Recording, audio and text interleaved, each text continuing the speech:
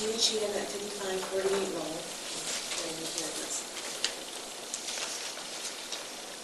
I'm a little bit more prepared tonight because the first time that I came up here and talked, I had so much going on. But you guys keep saying that you made it clear to the residents what's going to happen. You didn't. You didn't. I went in and I got the information that you sent to me, to my home, and it's only one thing. Nowhere in here does it say you're going to take away from the outdoor pool, and you're going to make it smaller. That you're going to take away where the kids play. It doesn't say that in there. It says you're going to spend money to improve it and have an indoor pool for the Merriam Community Center. Great. I mean, there's people who want that. Good for them. I'm glad you're accommodating them. But that doesn't mean you should take away from the people who enjoy outdoor swimming. I don't get that. So, no, you did not make it clear to me. And I think there's a lot of other people who feel the same way. If I would have known all this was going to happen with what's going on, the design and making it smaller, I would have voted for repairing it.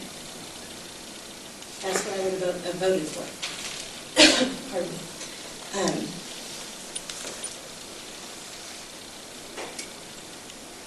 Mine's passion, mine's history with the pool. That's where I'm coming from. My kids, my grandkids. Just this afternoon I sat up there and I thought about my 4 grandkids going to that pool, going to the park, playing, waiting for the pool to open, saying they're going to be able to go down the big water slide. Then they're going to be able to go off the diving board. Then they're going to do this. This is what they say. This is what they plan. They plan to have their birthday party there at the park and then go back and go swimming. They can't have that this year. Emma can't have that because you guys are closing.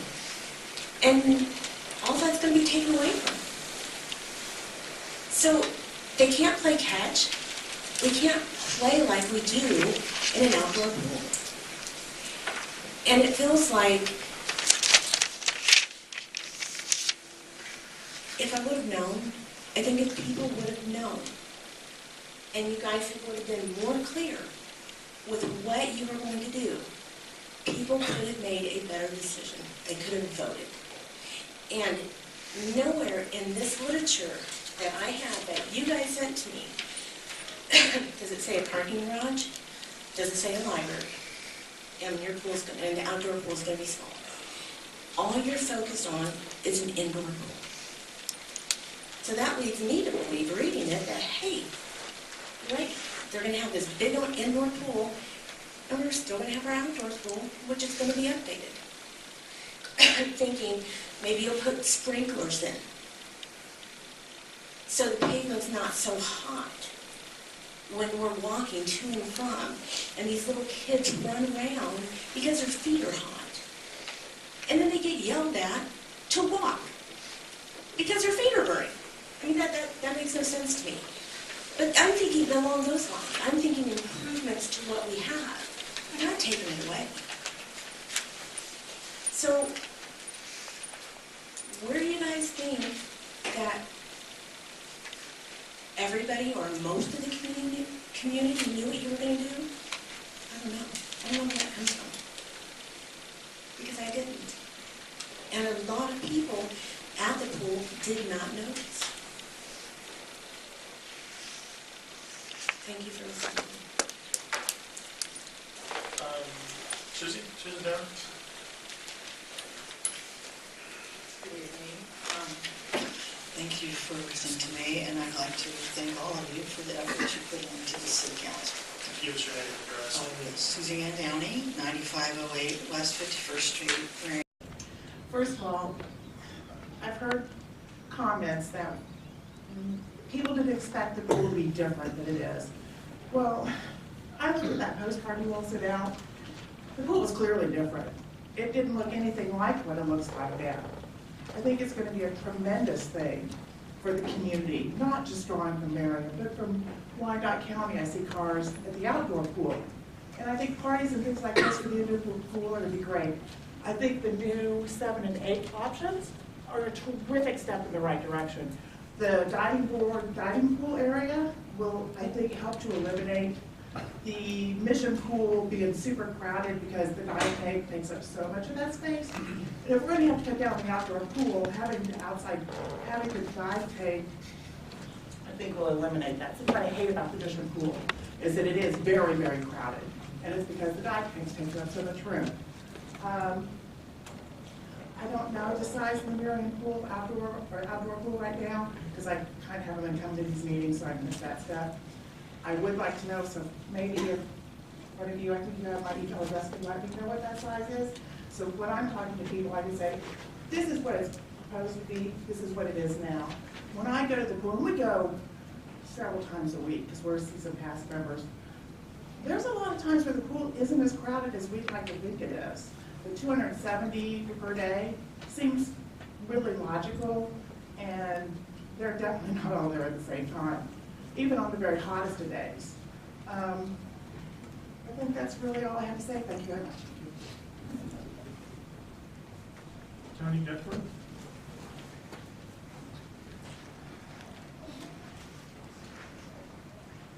Tony Duckworth, address is 8209 West 58th Street, Merriam, Kansas. Spoke several times before to you guys. Also sent out an email to each of our council members this morning. I just kind of want to take a couple minutes to highlight some of those, or some of that information, and then share some thoughts about kind of what I've witnessed tonight or that I've thought of tonight. I'll make it brief. I'm not going to read everything that I sent you guys because you've already read it. I'm more or less letting the audience understand what kind of I'm trying to say here. It's, honestly, my whole thing is, let's do it right. It's going to be there for 30 years. Let's make sure it's not too small, not too big, it's just right, okay? Earlier this evening, we saw Anna come up and talk about the attendees, and that was one of my points, basically that the 147 didn't account for those individuals that came to the pool and did not pay because it was the free day for Merriam residents and Johnson County residents. So I can skip over that. Bather load, we were looking at a nice little spreadsheet there explaining bather load and occupancy and everything associated with the outdoor pool. From what I see is we are going to be reducing the bather load. Back on June 25th, Anna had mentioned that the bather load was 1,200 people. Now we find out tonight, right before you guys have to vote, that it's actually 811. That's a huge discrepancy on what you're trying to figure out. We're also talking about occupancies. There's a placard as you go into the pool. It's over by the women's entrance that outlines how many people can be out on the deck space and how many people can be in the water, and the total number. The deck space is around 680 people, not the 300 that was mentioned tonight. In the water, occupancy currently is at 289. Somebody mentioned about not knowing what size the current pool is. The shallow area, which I'm going to talk about here in the future, is from the 3.5 foot to the 5 foot section. That is a 25 meter pool, okay? Not yards, meters. The one that jets out to the side is another 25 meters. And then the dive well area is 42 feet. Now, the whole length is a 50 meter pool.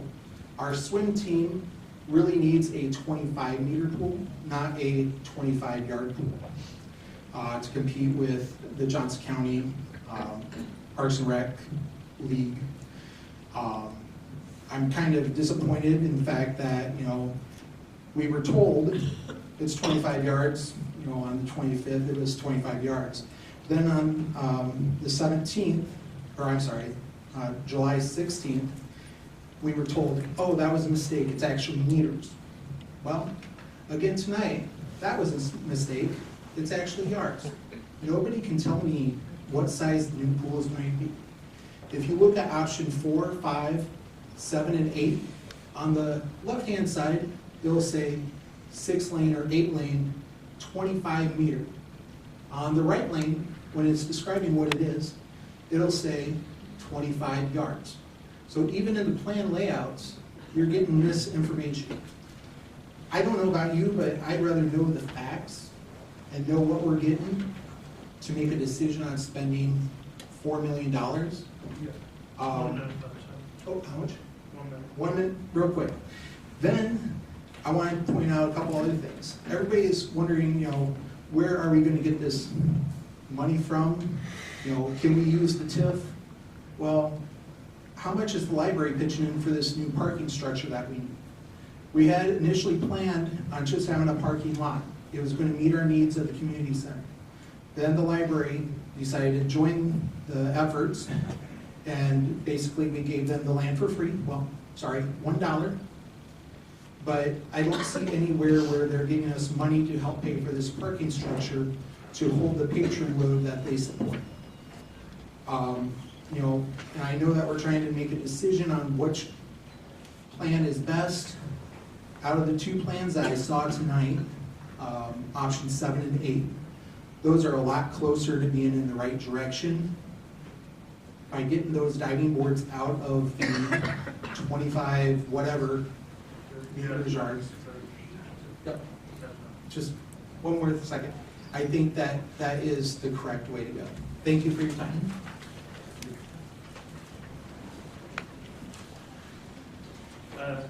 Kathleen Stahl.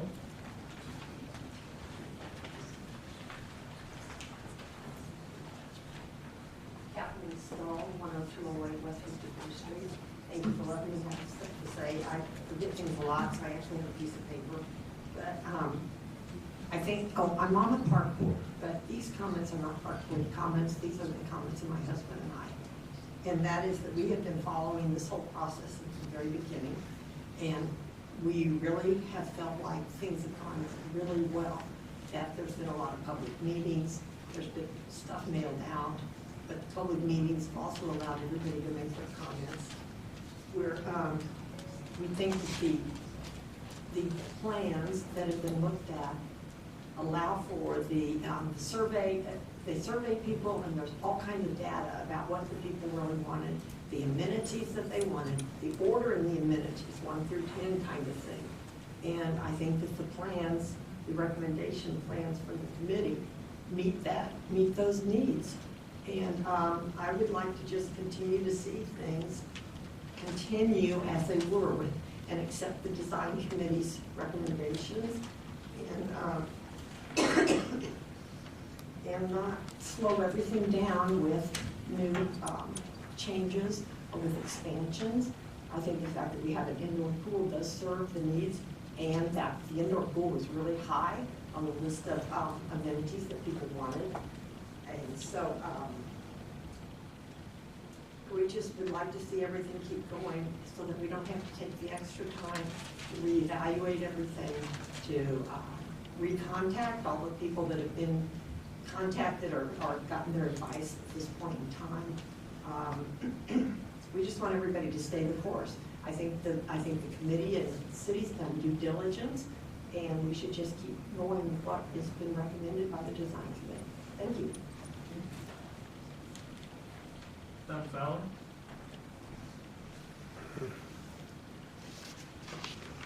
Hi, Donna Fowler at 9921 West 65th Drive in Merriam.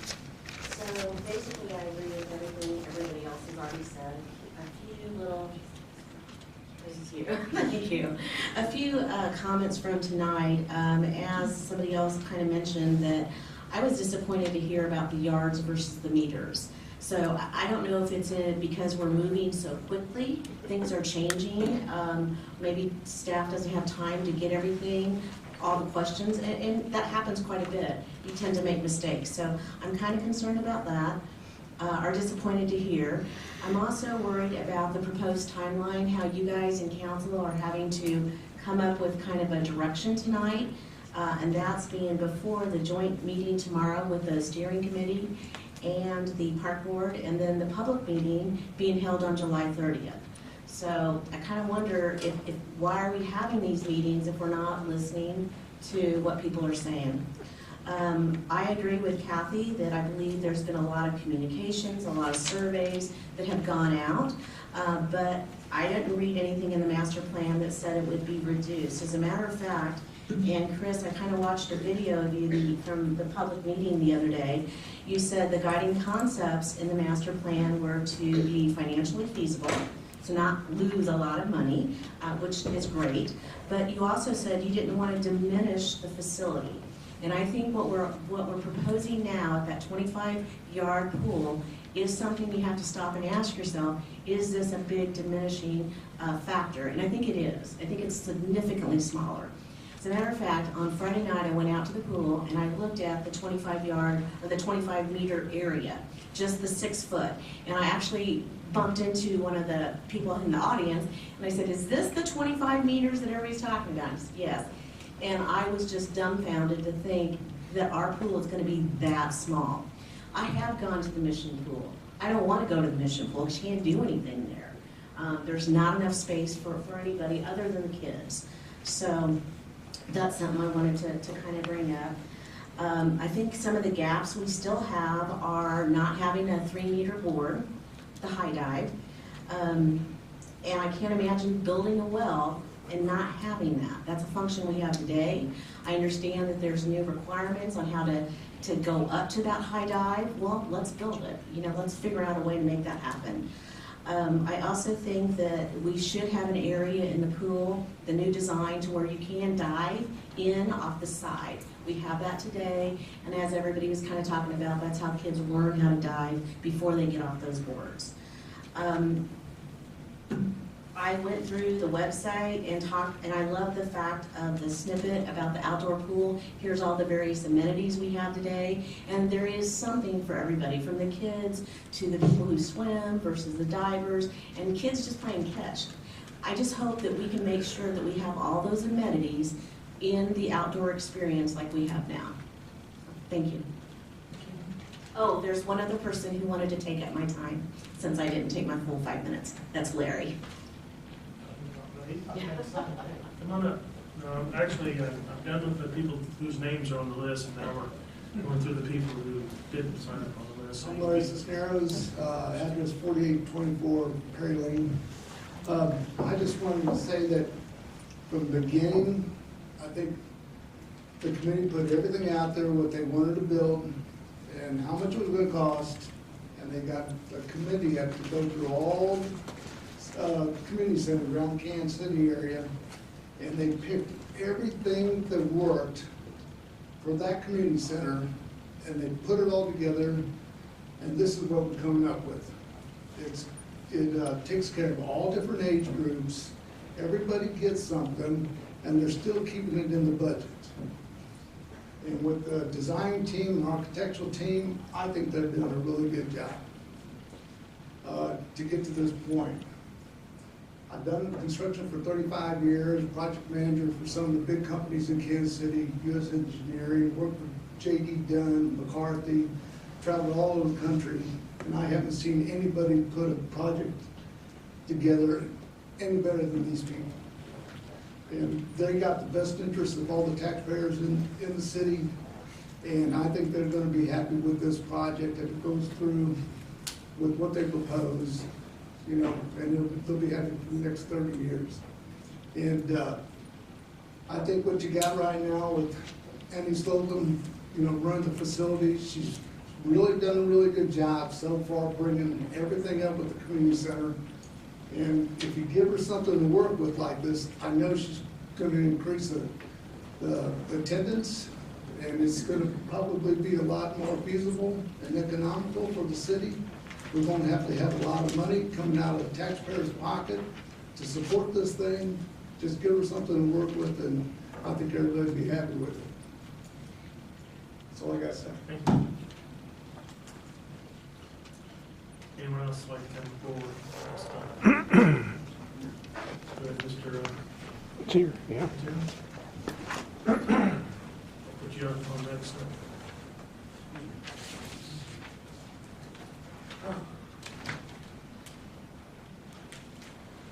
Sam Matier, 8515 West 57th Street. A lot has been said tonight about the inadequacy of the plan. A few people liked it. But I want to say that I appreciate 6 of the council members here.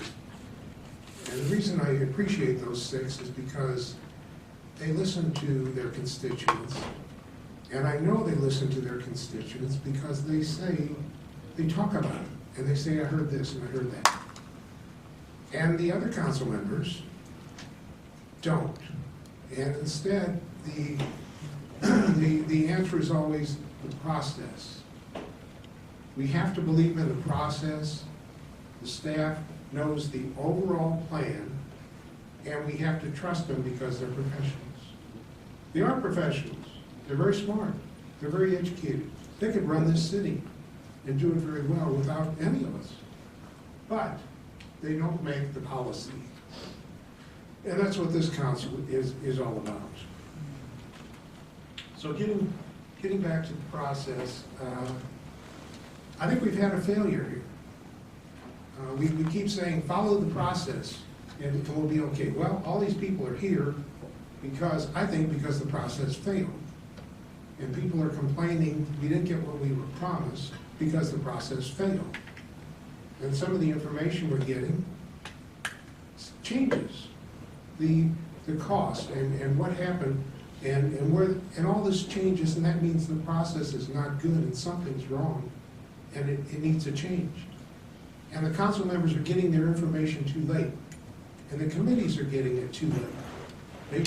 The committees are surprised, the park committee, the steering committee, they're surprised when they get this information at the last minute. And that shouldn't be happening. And it's a pattern. The same thing happened on the art sculpture. You council members got the art sculpture at the last minute, and then you were told to vote on it. And that's a pattern that needs to change. It's a process. It's going into failure. So that's pretty much what I have to say about that. I also think that the mayor and possibly council members need to consider if they want to recuse themselves from this vote. I mean, there is a conflict of interest. Not that it makes a difference, but the mayor's nephew is a project manager, and Councilmember Hupp is on the library board. And even if it's okay, we have to consider that somebody in this group out here may become very unhappy with the plan and go file a suit and declare the vote invalid. And that could slow the whole project down. So that's just something to consider. And to those who listen to their people, thank you very much.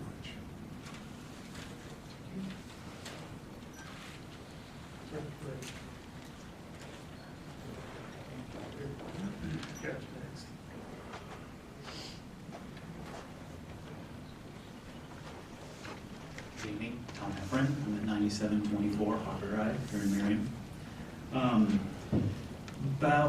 So I don't want to speak for everybody that participated in that organization. I led the group that encouraged people to vote yes for community. And I'm actually glad I was able to go after Mr. Matier. I don't think the process has failed. This is part of the process. I work in IT. It has nothing to do with construction, but I've worked with projects that are about half this size. And you do have to trust the subject matter experts. And one thing that I do as a facilitator in some of those project decisions is try to avoid decision deadlock. And we're asked to vote for, I wasn't able to attend last 2 weeks ago, but you had a series of options that you were asked to vote on, and you're asked for more. And you have several now very good options in front of you. I'm concerned that you may be going back to ask for more again, leading directly to this decision deadlock. The process has worked. It's never perfect. And as a citizen of Merriam, I guess I would like to say you have some very good decisions in front of you. And it's time. It's time to make that decision as a board. You had plenty of them. You had some time to consider them. I would encourage you to make that vote. Thank you.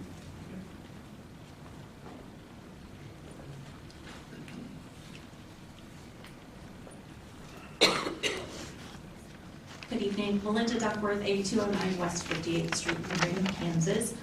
And I just want to speak a little bit about the process as well, which I think we've heard now time and time again. But I want to share that I have concerns about the process. Maybe it's been followed, maybe it hasn't, and we hear trust in the process, or the process has been going on. The number of people that have stepped forward to express concern, ask questions, and make us maybe reconsider what the process is. And I want to share just a couple of timeframes with you. Because since I spoke a couple of weeks ago, I had a little bit more information. So the April 24th Design Committee meeting, originally scheduled, was canceled. It was rescheduled for the first week of June. If you guys recall, I actually joined the committee June 25th, so after that meeting. And July 9th, that evening, we were given an opportunity to see those plans that you, as council members, had not yet been given. 30 minutes later, that information was presented to you, saying the design committee is making this recommendation. That design committee meeting was not an opportunity for input, was not an opportunity to ask questions and actually get answers. And unfortunately, the answers were unknown, and we're still waiting for dimensions and for specifics. Our next meeting is scheduled for July 25th, this Wednesday night. I'm concerned with the turnaround, as the public meeting is July 30th. Chris thanked the design team earlier and said, thank you so much for your fast turnaround from last Monday to Friday night. They're going to be in the exact same position with a weekend in there. So are we truly backing ourselves into the corner with a process? Are we putting unrealistic timelines out there? Time and time again tonight, we've heard from both Meredith and Chris, we want to meet our business plan goals.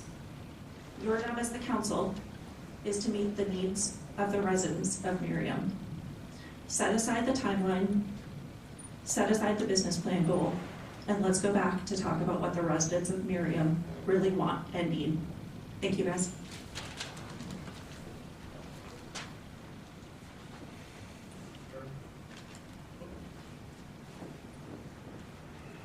You're next. I'm Lavera Howard. I'm a member of the Park Board. I live at 10024 West 70th Street. I've been a Merriam resident since 1975.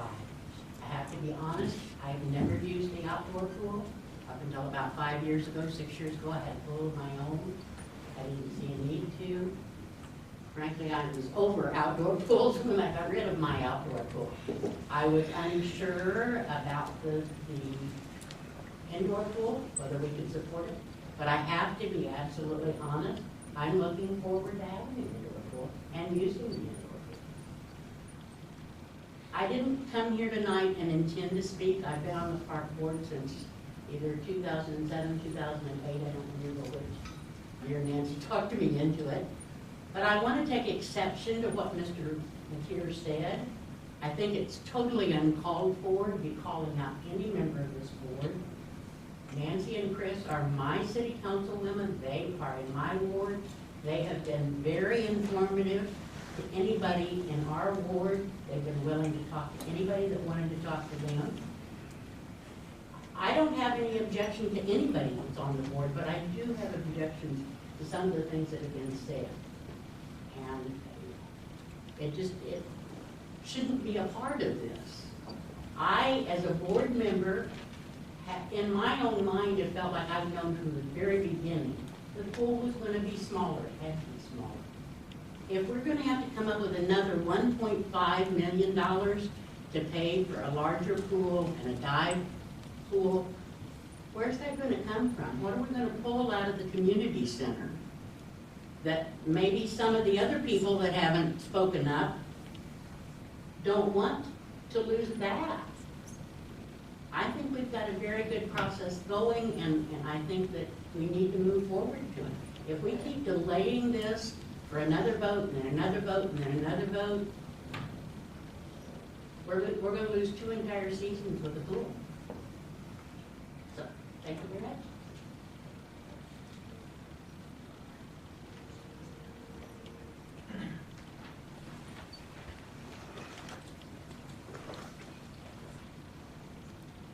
Jamie McCarthy, 5831 Woodward, Merriam, Kansas. Mayor, I heard you saying earlier about to address the issue of other communities here, about the professionals communicating that there were other communities that had done the community centers, and apparently there are other professionals that are here tonight telling us all that these communities have done this, and that those communities may have had reservations, but then after they moved forward, they saw that it was fine. And in those cases, maybe, you know, doing those community centers and having the indoor aquatic centers ended up working out great for those community centers. Was it great? Was bigger better for those communities? I don't know, because I don't know what communities we're referring to. I don't know what I'm comparing. Am I comparing apples to oranges? I feel like I don't have enough information, but I can tell you about the history of Merriam. I can say that that this community where I live, having history in this place is what makes it feel like it's set apart. What is it that I tell my family who live in Lenexa and Olathe and Wichita and Columbia, and my friends who live in Leawood, Prairie Village, and Westport?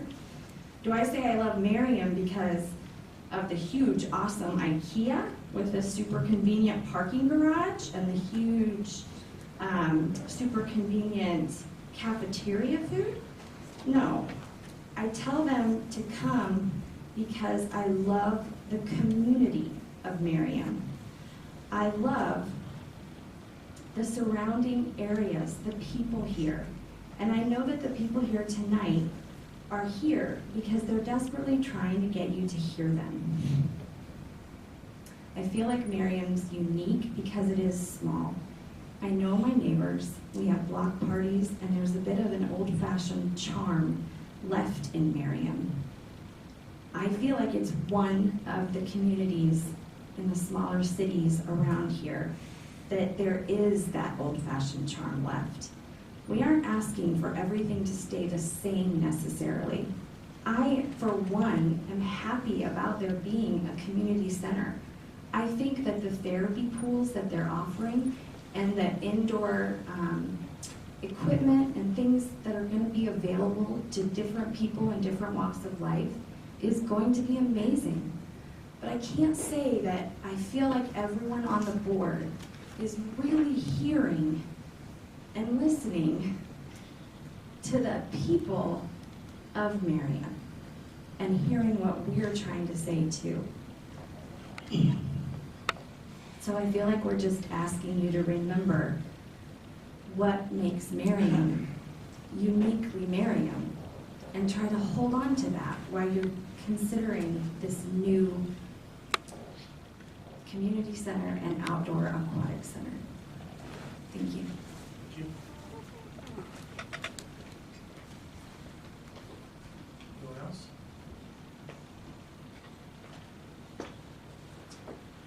Okay. As promised, now's the time for us to have discussion on where we need to go on this issue.